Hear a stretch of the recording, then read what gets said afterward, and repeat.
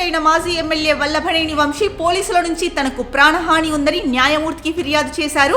నాకు శ్వాసకోశ ఇబ్బంది ఉందని చెబుతున్నా పోలీసులు నా పట్ల అనుచితంగా ప్రవర్తిస్తున్నారన్నారు. అరెస్టు విషయంలో పూర్తిగా సహకరించినా నన్ను ఇబ్బందులకు గురి చేశారు. నాకు వైద్య సహాయం అందకుండా పోలీసులు ప్రతి క్షణం అడ్డుకుంటున్నారు.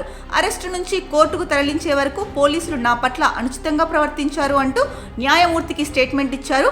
కాగా మరోవైపు వంశీ విజయవాడ జైల్లో ఉంటే తన ప్రాణాలకు ముప్పు ఉంటుందని ఆయన కుటుంబ సభ్యులు ఆవేదన వ్యక్తం చేస్తున్నారు.